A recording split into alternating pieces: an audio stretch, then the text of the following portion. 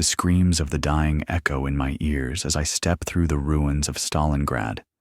Hunger, despair, and death linger in the air. Welcome to Forgotten History Tales, where I take you inside the shattered soul of a city, where survival meant everything and nothing. It's the dead of night. I stand amidst the shattered ruins of a city that was once alive, once full of hope and promise.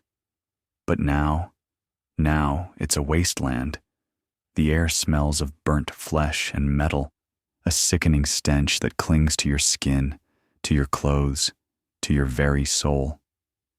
The whispers of a million ghosts seem to follow me wherever I go, their cries echoing through the charred remains of Stalingrad. I hear them. I feel them. I want to close my eyes, but there's nowhere to escape. Not here. Not in this place. I take a step forward, careful, as the broken glass crunches beneath my boots. The shadows cast by the wreckage stretch long and ominous, the outlines of buildings that once held families, that once held life, now reduced to twisted skeletons of their former selves. What happened here?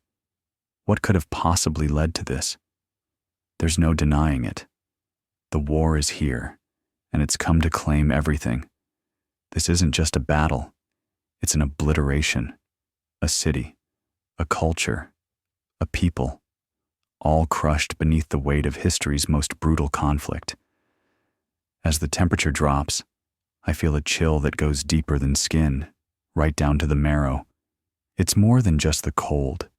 It's the hunger, gnawing away at me like some insatiable beast. My stomach twists. My head spins.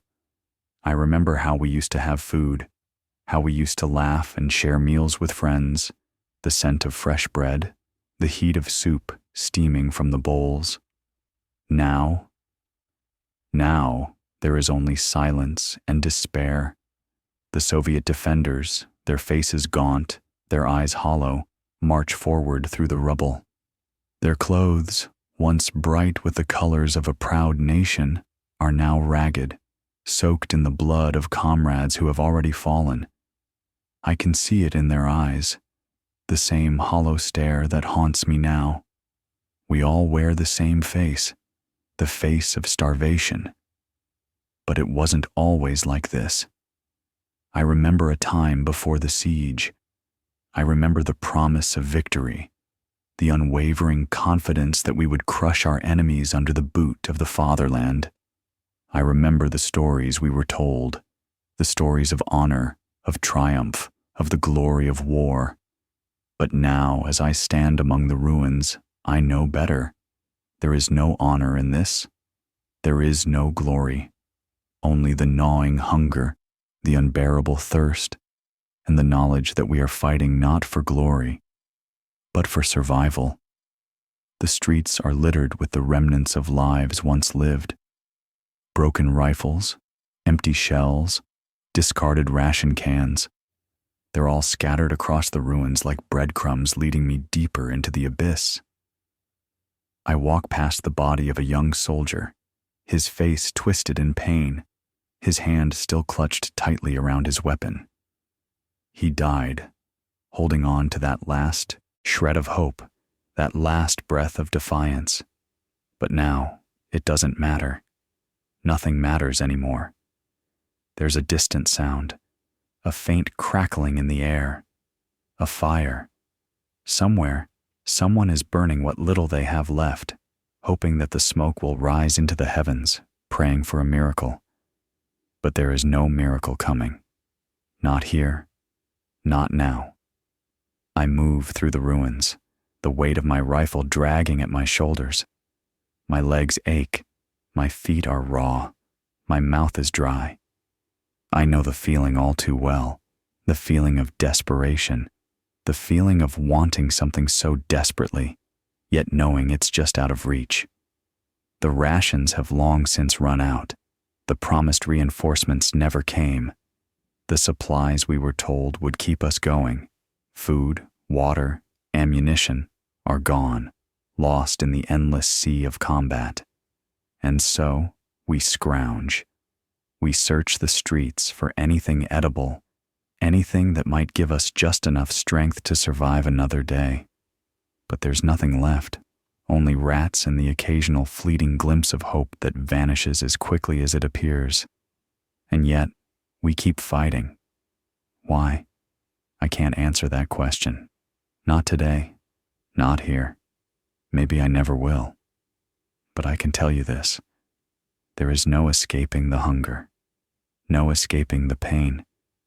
It doesn't matter if you're on the front lines or if you're tucked away in some forgotten corner of this ruined city. The hunger is always there, gnawing at your insides. The cold is always there, seeping into your bones, and there is no escape. I feel a presence behind me, a shadow moving silently through the smoke and dust. I turn, my heart racing. A soldier, just like me, thin, broken, but still alive. His eyes lock onto mine, and for a moment we share something unspoken, a silent understanding. He doesn't speak, neither do I. There's no need. We walk in the same direction, side by side, two men driven by nothing but survival, our faces as empty as the city around us. And yet, we continue, stepping over the corpses of our comrades, stepping over the ruins of a city that was once the heart of the Soviet Union. The city that bled. But it hasn't bled dry yet. Not entirely. And I can feel it, the weight of that realization pressing down on me like a stone. We are not finished. Not yet. The hunger is unbearable now. It gnaws at my insides like a living thing, dragging me deeper into the desolate streets of Stalingrad. The sound of my boots against the rubble echoes in the empty air, a hollow reminder of how far we've fallen, how much we've lost. I look around me, and it's impossible to tell where the city ends and the battlefield begins. Everything has become one, a shattered landscape of ruin, where the only thing that remains constant is the constant fight to survive. The cold is relentless. It cuts through my coat, through my skin, right down to the bone. My breath clouds in front of me, the cold air stinging my lungs. I've forgotten what it feels like to be warm, forgotten what it's like to feel the heat of the sun on my face, to feel the embrace of a good meal. And yet, there is no turning back now. The soldier beside me, he looks no older than a boy, doesn't speak. Neither do I. We walk in silence, our eyes scanning the horizon, wary of every shadow, every creaking building, every corner where another enemy might be lurking. The battle never stops. Not here. Not now. But what's worse than the enemy we can see, the one we're fighting on the front lines, is the one we can't. The hunger, the sickness, the slow, painful realization that death is everywhere. We pass by a destroyed building, a once proud structure, now a pile of rubble. It smells like death. The air is thick with it. There's a body lying near the entrance. The cold has claimed it long ago. But it's not the body that holds my attention. It's the rifle clutched tightly in the dead soldier's hand. His fingers are stiff, frozen to the weapon, but his grip remains tight. I stop for a moment, kneeling beside him. My hands tremble as I reach out to take the rifle. I don't even know why I do it. Maybe I'm hoping it will give me some semblance of control, some illusion of power in a city where nothing makes sense anymore. I look down at his face. He's barely a man. His lips are cracked, his cheeks sunken, his skin a pale gray beneath the dirt and grime. But there's something in his eyes, something that reflects the hopelessness we all feel. He fought until he could fight no more. He held on until the end. What choice do we have but to do the same? My fingers close around the rifle's cold metal. The weight of it seems like an anchor. For a moment, I think about the comrades I've lost, the ones who fell beside me in the street, the ones who cried out for help as the enemy closed in. I remember their faces, their voices, but their voices are fading now, like whispers on the wind. The boy beside me glances at me, and for the first time, I see something shift in his eyes. A flicker of recognition, perhaps. He's seen it too. The faces of the lost, the hunger, the cold, the endless wait for reinforcements that never come. We move on. The streets are quieter now, the sounds of battle replaced by the eerie stillness that only comes after days of relentless combat.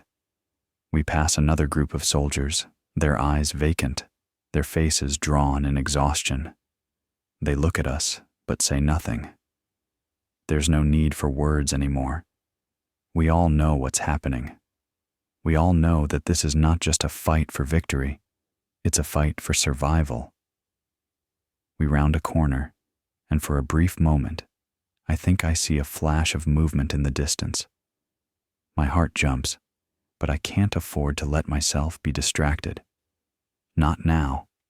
Not when every step is a gamble, every breath a risk. But then I hear it, soft at first, a low groan in the distance, the sound of something unnatural. My heart races as I try to make sense of it, my senses straining to catch any hint of what it might be. A scream, a strangled cry. And then silence. I don't hesitate. I pull the rifle tight against my chest and start running, the boy at my side doing the same. The sound, the scream. It's too close, too familiar. It's the sound of someone, anyone, on the verge of losing everything. I know that cry. I know it from the countless times I've heard it in the trenches, in the alleys of this city, as soldiers give in to the hunger, the pain, the madness of it all. We turn the corner, and there, in the middle of what was once a bustling street, I see him. A man, lying on the ground, his body twisted in a grotesque position. His mouth is open in a silent scream, but his eyes are hollow, empty. He's already gone. But there's something about the way he fell that's different. Something about the way his hand is clenched into a fist. I take a step forward, but the boy grabs my arm, his grip tight and insistent. Don't go any closer. I glance at him, confused. He's shaking, his face pale. What's wrong? I ask, but he just shakes his head. But I don't need an answer. I can feel it too. The weight of something dark, something unsettling that lingers in the air.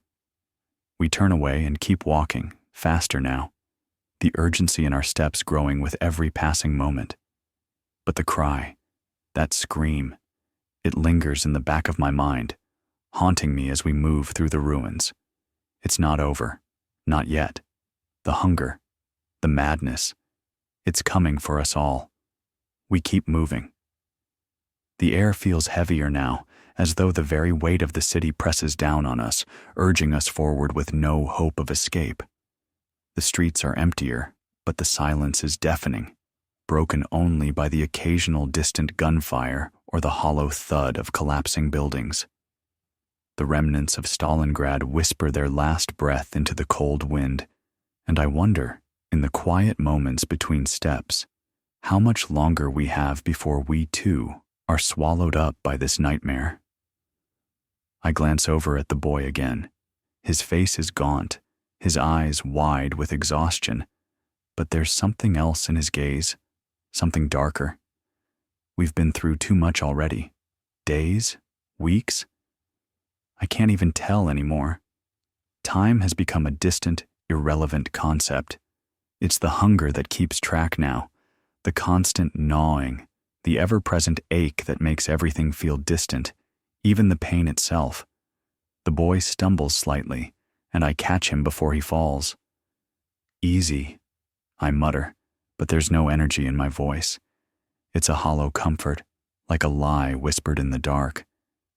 I'm fine, he mutters, but his voice cracks, the the words barely escaping his lips.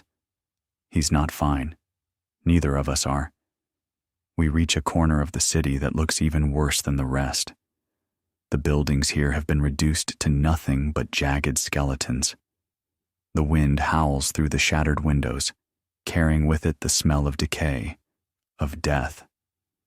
It's not just the war that has claimed this place.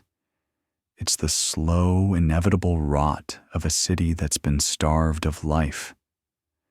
As we move deeper into the wreckage, I spot something. A figure, barely visible in the shadow of a collapsed building. It's hunched over, scavenging something from the ground. At first, I think it's just another soldier, another desperate soul trying to find anything to eat. But as we get closer, I see the truth. It's a woman. Her hair is matted with dirt and blood, and her eyes, wide and crazed, meet mine with a look of sheer terror, as though she's seen things that would drive a man mad. She clutches something to her chest. At first, I think it's a bundle of clothes, but as the light hits it, I realize it's meat, flesh, raw and bloody. Her teeth are bared, her jaw clenched as she tears into it like an animal. I freeze, my hand tightening around the rifle. My mind races, but the words don't come. The boy beside me looks at me, his face pale, his eyes wide with a mix of horror and disbelief. We both know what this means, but neither of us wants to admit it. The woman is eating another human being. She must have noticed us, because suddenly she looks up, her eyes wide with a mix of hunger and fear. "Go!" she spits, her voice hoarse, ragged. "Go, or you'll be next." I take a step back, but the boy doesn't move. He stares at her, frozen. A moment passes, long and tense, and then the woman turns away, hunching back over her grim meal. I pull the boy by the arm, forcing him to look away. We keep walking, faster now, as though the shadows themselves are closing in on us, forcing us to move through this desolate graveyard of human will. The silence grows heavier with each step, suffocating. I want to say something, to reassure him, to explain why we can't stop, why we can't give in. But the words are like dust in my mouth. Nothing feels real anymore, only the hunger, the pain, the relentless urge to survive, and even that feels like it's slipping away. I think back to the first days of the siege, when it was still possible to believe in the idea of a front line. When the enemy had clear positions and our soldiers were fresh, eager to fight. We thought we could win. We thought we could crush them and end this. But now, after everything that's happened, after seeing what this city has turned into, I wonder if we ever really had a chance. And then I hear it, the sound of boots, not ours. I stop, every muscle in my body going rigid. The boy's eyes widen. We both know that sound. Footsteps on the rubble, slow, deliberate. It's too quiet to be friendly.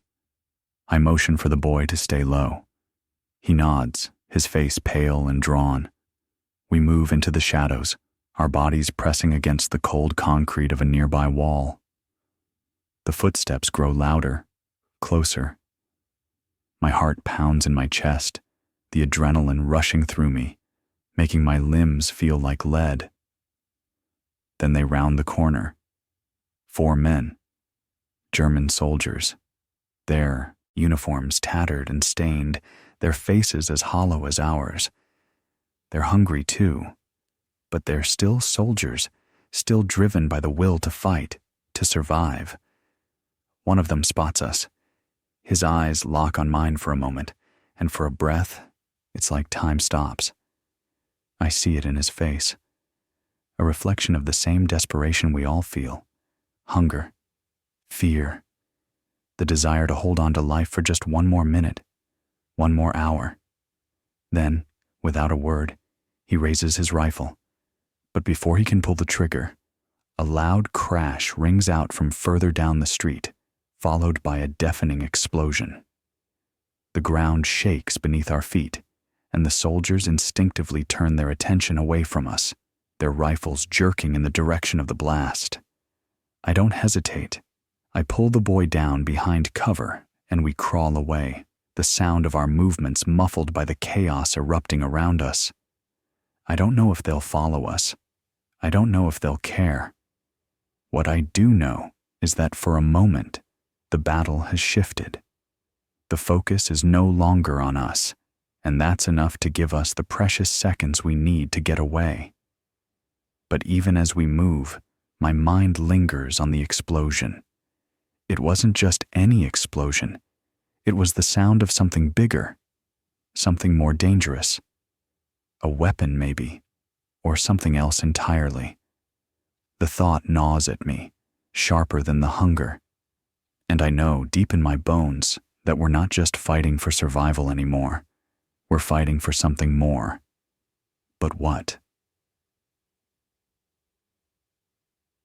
The world around us is changing. We move, ever forward, each step heavier than the last. The streets are still littered with the wreckage of war, but now there's something new, something palpable in the air, a sense of urgency, a sense that something is on the verge of happening. The explosion we heard earlier, it wasn't random. It was a signal, a reminder that the battle for this city is far from over. But I can't shake the feeling that the fight is shifting. The lines we once thought were clear are beginning to blur. I glance at the boy beside me. His eyes are vacant, but there's something about the way he moves that tells me he knows. He feels it too, the weight of the change.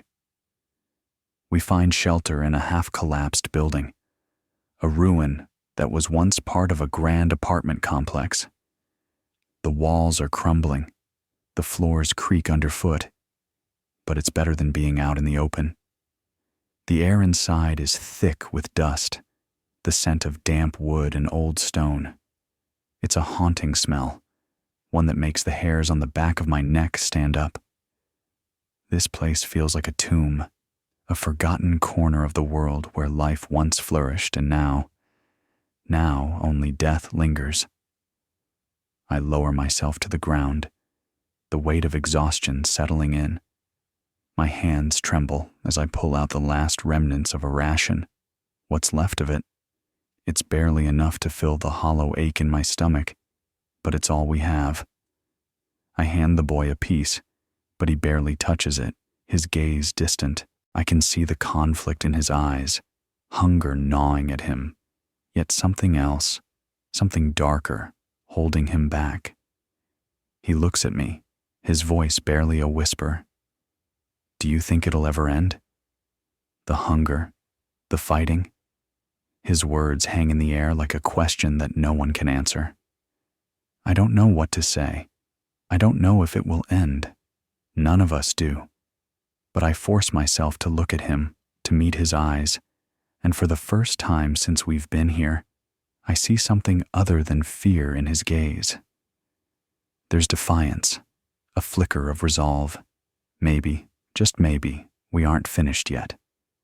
We'll survive, I tell him, the words coming out as more of a command than a reassurance. We have to. But even as I say it, I'm not sure if I believe it. The city is dying. The people are dying, and I'm not sure if we're meant to survive this, if anyone is. A sudden sound breaks the silence, a soft scraping, like metal on stone. My heart leaps into my throat, and my hand instinctively reaches for my rifle. I motion for the boy to stay quiet, and we both listen, our breath shallow, our bodies tense. The sound comes again, closer this time. Something, or someone, is moving through the building. I hold my breath, waiting, the rifle steady in my hands. It's not a sound we can ignore. Not now. Not here. And then, from the darkness ahead, I see it. A figure, barely visible in the dim light, moving slowly, cautiously. I don't know if it's a soldier, or if it's something else. I can't afford to take any chances.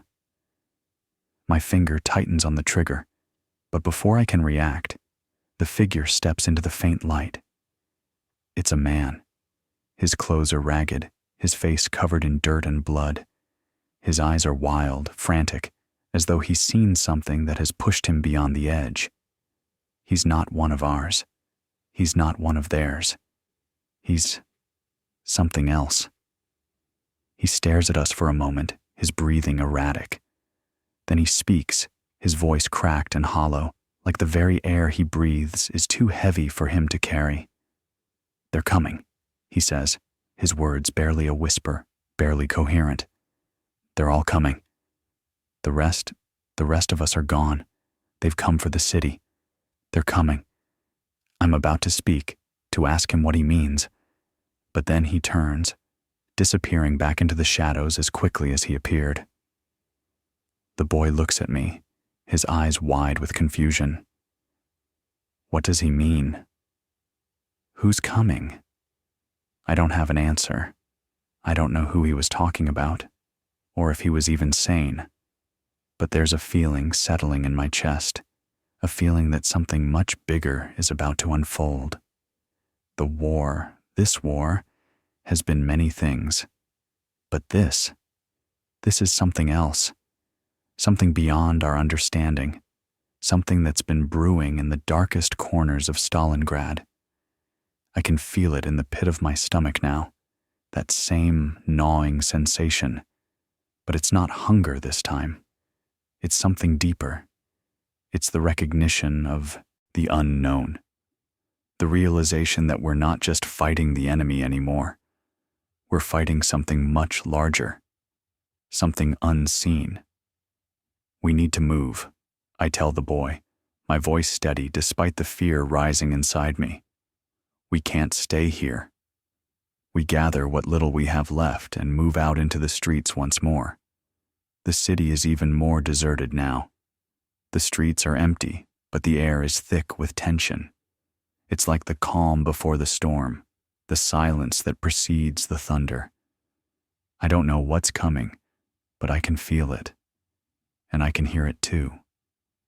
From somewhere in the distance, a faint rumble shakes the ground beneath our feet.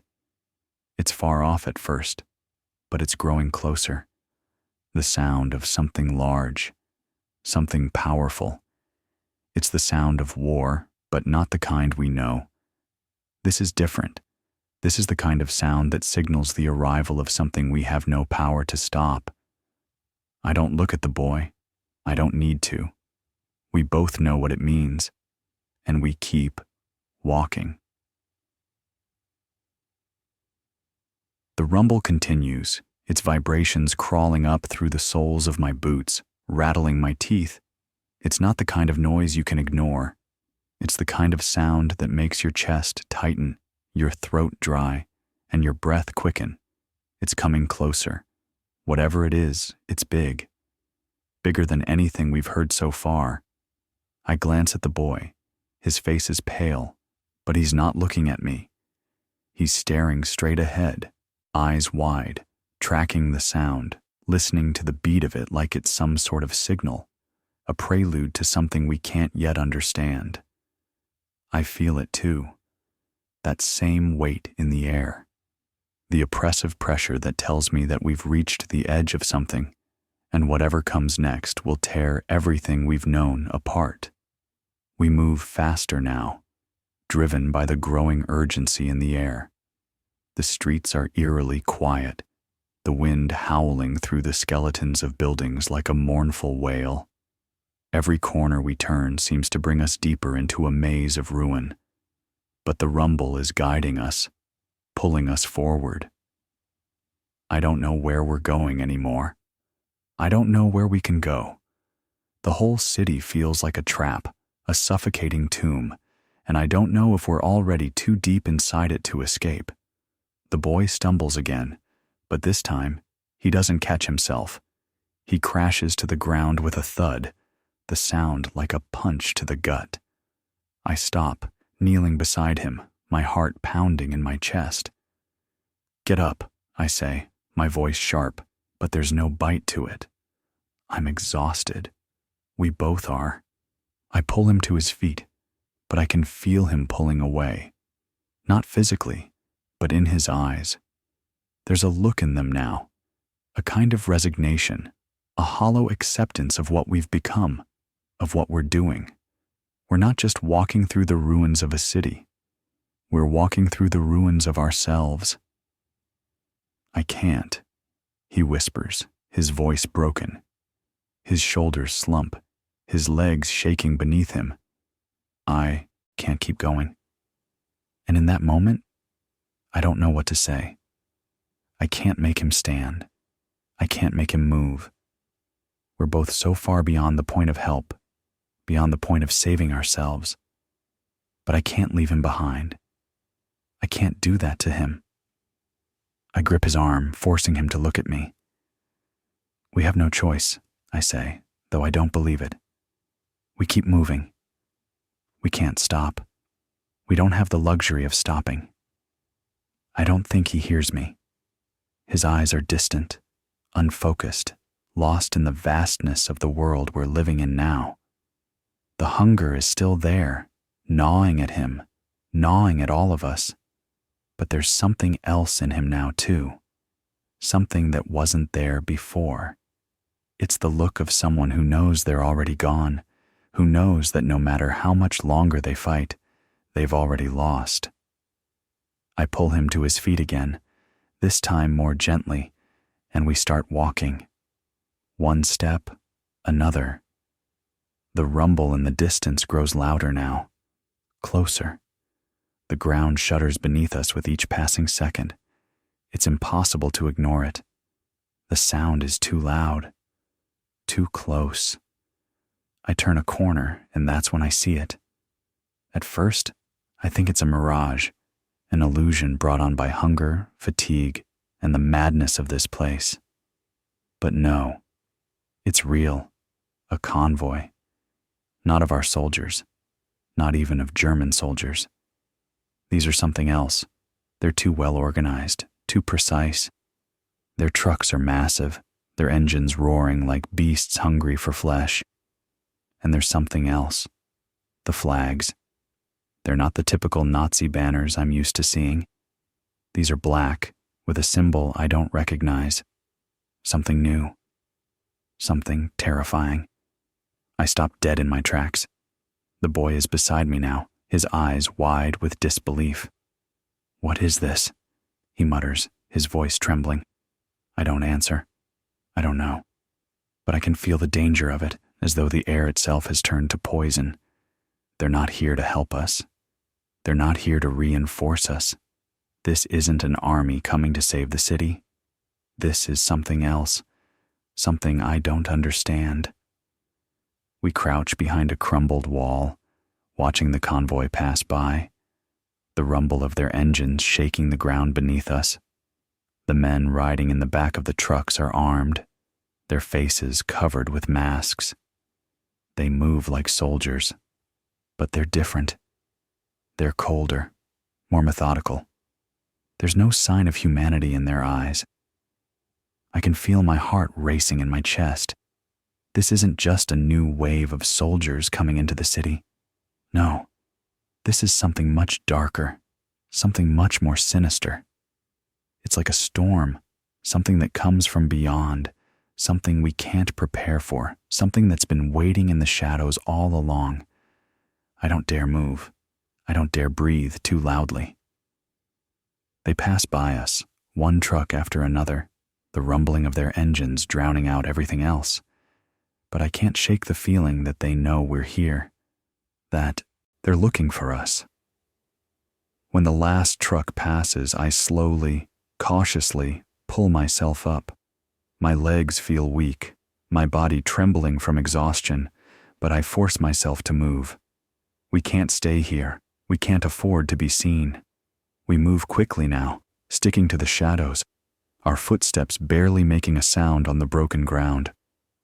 The convoy is gone, but the fear it leaves behind lingers in the air like a storm cloud, heavy and oppressive. I glance at the boy, and I see it in his eyes, the same thing I'm feeling. We've crossed into something new. We've stepped into a world where the rules no longer apply, a world where survival is the only thing that matters. But I still don't know what these new soldiers are, what they want, and most importantly, how they will change everything. The convoy is gone, but the air remains thick with unease, suffocating us like a wet blanket. Every sound feels amplified now, from the rustling of debris in the wind to the distant crash of a building falling to pieces. It's as if the whole city is waiting for something, waiting for the other shoe to drop. And I can't shake the feeling that whatever comes next, we're not prepared for it. Not by a long shot. We keep moving, but I can't stop looking over my shoulder, can't stop glancing at every shadow, every corner. The boy doesn't speak now. He hasn't said a word since we saw the convoy. His silence feels like a weight pressing down on me, more suffocating than the hunger that gnaws at our insides. It's like he's already given up, like he's accepted that we've crossed a line and there's no going back. I want to say something to him, but the words don't come. What do I say? There's nothing left to say. The city is dead. We're dead.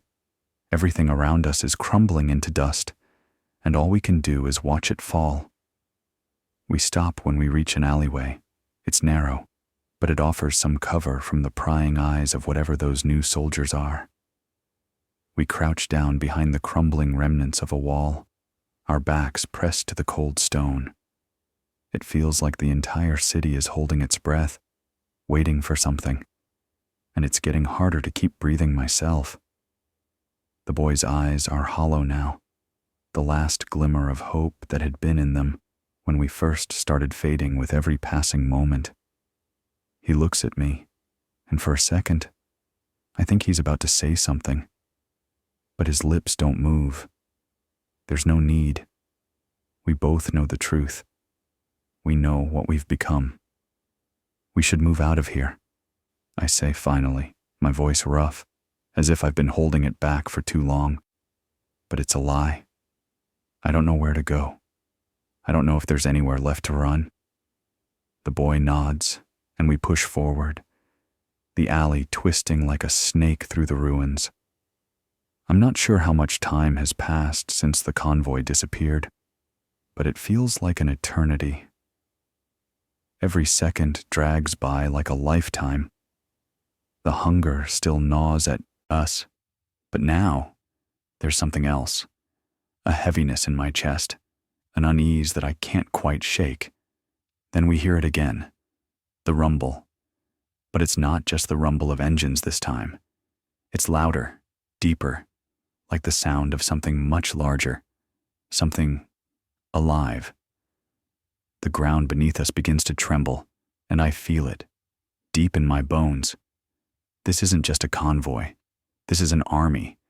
But it's not the kind of army we've fought before. It's something different, something far worse. I turn to the boy, but he's already gone. He's disappeared into the shadows of the alley, his feet moving as though he's trying to outrun the sound, trying to outrun whatever it is that's coming for us. I don't stop him. I don't tell him to wait. We both know the truth now. Running is the only thing we can do. We run through the maze of streets, around corners, down alleys, pushing ourselves harder than we've pushed before. I hear the rumbling growing louder, closer, and I can feel the pressure in the air, like the city itself is holding its breath, waiting for something to snap. And then it comes. We round another corner, and I see it. Just a flash at first, like a shadow moving across the wreckage. But then it becomes clear. It's a truck. A massive armored vehicle, unlike anything I've ever seen before. Its wheels are enormous, built for terrain like this, broken, uneven, full of debris. But it's the size of the thing that gets to me. It's so big, so monstrous, that for a moment I can't breathe. My heart thuds in my chest as the truck rolls past, its engines growling like a beast, the ground trembling beneath its weight. But it's not just one. There's another, and another, and then more. They keep coming, one after the other, filling the streets like a flood, swallowing up the ruins of Stalingrad. The trucks are followed by men, more soldiers, their faces hidden beneath dark masks. They're not like the ones I've seen before. These men are organized, precise, and there's a coldness in their eyes. They're not here to conquer. They're here to finish what was started, to wipe this city off the map once and for all. I can feel my heart racing, my breath coming in shallow gasps as I press myself flat against the wall. The boy is beside me now, his face pale with fear, his eyes wide and frantic. He doesn't look at me. He's staring at the convoy, watching it pass by as if it's a nightmare unfolding right in front of him. I hear him whisper, his voice barely audible. Who are they? What do they want? I don't have an answer. I don't know who they are, but I know one thing for sure.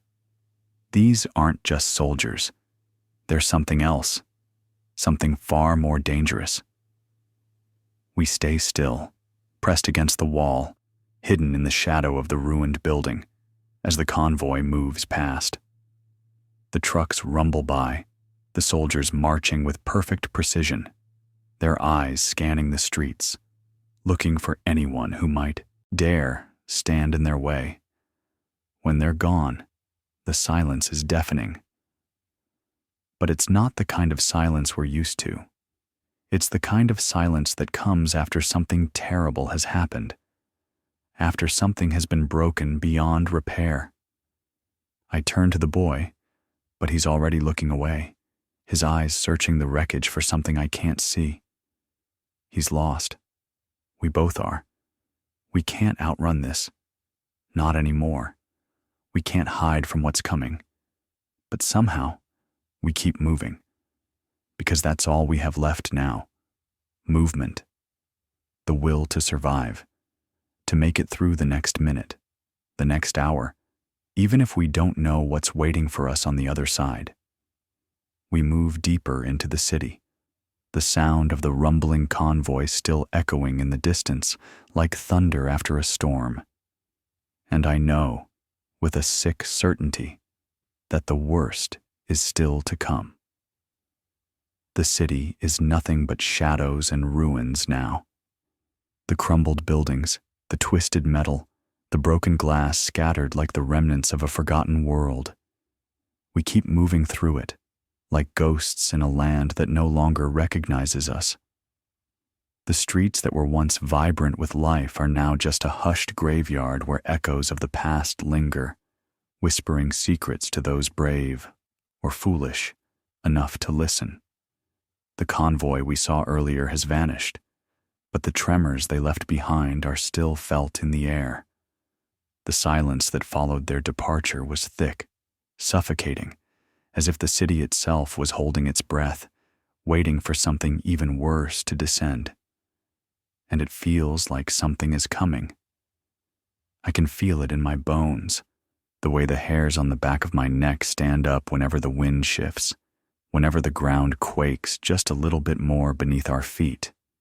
The boy, he's still beside me, though I don't think he's really here anymore. His eyes are unfocused, his face as pale as a ghost. We've been walking for what feels like days, but time doesn't matter anymore. Time stopped making sense the moment the siege began. The hunger gnaws at us, sharper now, more desperate, but neither of us speaks of it. We don't need to. We both know what it feels like. The air smells different here, foul, like burnt flesh and the bitter scent of decay. I try not to breathe too deeply, but it's impossible to avoid. Every corner we turn is another reminder of what has been lost, of what is still being lost. And yet we continue, driven by some primal instinct to keep moving, to survive. I stop in front of a collapsed building, my breath coming in short, shallow bursts. I can't keep going much longer. I can feel it in my legs, in my chest, the weight of exhaustion, the toll of days without sleep, without food, without hope. The boy's breathing is shallow beside me, his footsteps slow and erratic. I glance at him. He's barely holding himself up now, his shoulders sagging under the weight of everything. Just a little longer, I mutter, though I'm not sure if I'm saying it for him or for myself. We have to keep moving. He doesn't respond. He doesn't even look at me. His eyes are fixed on the wreckage ahead of us, like he's searching for something I can't see. For a second, I almost wish I could join him in that far-off gaze, that place where everything makes sense. But I can't. I have to keep pushing forward. I have to. The boy stumbles, falling to his knees with a strangled gasp. I reach out, grabbing him by the arm, pulling him upright. His body is shaking, his face contorted in pain. His lips part, but no words come, just ragged breaths. I pull him up, my heart pounding in my chest. The urge to stop is overwhelming, to just sit down, to rest. But I can't. I can't afford to. Not now. We can't stop, I say, more forcefully this time, though I'm not sure who I'm trying to convince. We have to keep moving. He doesn't respond. His eyes are glazed over, distant, like he's somewhere else entirely. I don't know if he's even listening anymore. But I pull him to his feet, dragging him along. His body is limp, like a rag doll. It's hard to tell if he's still alive, still aware of what's happening. And then, without warning, he falls again. This time, I don't catch him. He hits the ground with a sickening thud, his body too weak to stop his fall. My heart lurches in my chest, panic rising like bile in my throat. I kneel beside him, checking his pulse. It's weak, but it's there. Barely. I don't know what to do. I've never felt more powerless in my life. I can't carry him. I can't even carry myself. We've been walking for too long, surviving on scraps of hope and willpower. And now I don't know how to keep going. But I can't stop. I can't leave him here. I drag him again, more forcefully this time. But he doesn't respond. It's like trying to move a dead weight, a piece of the rubble that has claimed this city. His eyes remain open, but there's nothing behind them. Not anymore. And that's when I hear it. A sound, a faint noise in the distance. It's low, but it's unmistakable. Footsteps, heavy, methodical, a slow, deliberate march. They're coming closer, closer with every passing second. I freeze, my breath catching in my throat. I know what this is. I know what this means. It's them. I grab the boy's arm, pulling him with all the strength I have left. But he's dead weight, and my legs are too tired to carry us both. The footsteps are growing louder now, the sound of boots crunching against the debris, the sound of an army, no, something worse than an army, coming for us. I don't have time to think. I don't have time to plan. I drag the boy into the nearest building, one of the last standing structures, though I'm not sure if it will provide any shelter at all. The walls are crumbling, the windows shattered, but it's the only place we have left. We huddle in the corner, trying to make ourselves as small as possible, trying to disappear into the shadows. The footsteps are right outside now. I hold my breath, my heart pounding in my chest. I can feel the boy's pulse beneath my hand, faint, but still there. Barely. The air is thick with tension. The footsteps pause. For a moment, it feels like time has stopped, like we're caught in a trap. I can hear my own heart, beating in the silence, louder than ever. And then, the footsteps continue, moving past us. But they don't stop. Not this time. The footsteps move past us, fading into the distance, and for a brief moment, I dare to breathe. The air feels thick, like it's pressing in on me, suffocating me from all sides. The boy beside me is still, his body as limp as ever. I don't know how much longer I can keep going. The fear, the hunger, the exhaustion. It's all weighing down on me, pushing me into a dark place where I can't see the way forward. But I can't stop. Not now. I glance out the cracked window of the building, my eyes searching the wreckage. The city is dead silent, the only sound the faint rustle of the wind sifting through the broken walls. The footsteps I heard are gone, but the feeling remains, that oppressive weight in the air. They're still out there, somewhere, moving through the ruins. The sound of their boots, their march, is still in my ears. The boy's eyes flutter open, but he doesn't speak. His lips are dry, cracked, his skin pale and clammy. He looks like a ghost. I don't know how long he'll last. I don't know how much longer we both have. I've been holding on to the hope that I can get him out of here, that we can find a way to escape. But the city is closing in around us. It's as if Stalingrad itself is alive, breathing, waiting for us to make a mistake. I touch his shoulder gently, but there's no response. He's still with me, I think, but I don't know for how long. I look around the building again. The room we're in was once someone's home, a place of comfort, of warmth. Now, it's a shell, a decaying shell with no promise of hope, no refuge from the madness outside. The walls are lined with debris, broken furniture, and remnants of a life long lost. Everything here tells the story of a city that has been ravaged by war, by hunger, by time. I'm about to stand up, to force myself to keep moving when I hear it again, the rumble. It's faint at first, like thunder in the distance, but it grows louder, closer. My heart skips a beat. The convoy. It's back. I rush to the window, my pulse pounding in my ears.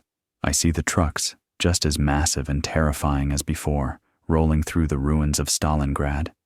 The same soldiers, their faces hidden behind masks, their movements as precise as ever. But this time, there's something different. The trucks are not just rolling by, they're stopping. I don't know why they've stopped. I don't know what they're planning. But I know it's not good. I turn back to the boy. His breathing is shallow, but he's still alive. He's still holding on. I can't stay here. I can't wait for whatever it is to find us. I don't have the luxury of waiting. With trembling hands, I lift the boy to his feet. His body is like dead weight in my arms, but I force him to stand, to walk. Every step feels like I'm dragging him through mud, but there's no choice. There's nowhere else to go. I can hear the soldiers now. They're not far away. I can feel their presence, like shadows closing in on us. The rumble of their trucks, the soft murmur of their voices. It's all getting closer. I don't know how much time we have. I don't know how much longer we can keep running. We move through the building, down the narrow corridors, the walls creaking with every step. The boy stumbles again, but this time I don't stop him. I don't have the energy. I don't have the strength. But somehow, we keep going. We reach the back door. It's barely standing, hanging off its hinges, but it's our only way out. I push it open, the sound of it creaking in the silence, and I step into the alley behind the building. For a moment, I think we're safe. But then I hear it again, the sound of footsteps, this time close. Too close. I don't have time to think. I don't have time to react. I pull the boy behind a nearby stack of rubble, hiding in the shadows. I hear the soldiers approaching, their boots crunching against the broken glass and stone. I can feel my heart beating in my throat, each beat a reminder of how close we are to the edge. how close we are to the end. They stop in front of the building. I hold my breath, hoping they won't hear us, hoping they won't find us hiding in the dark. I look at the boy. His eyes are closed now, his face pale, his body still. His breath is shallow, but he's still here, still alive.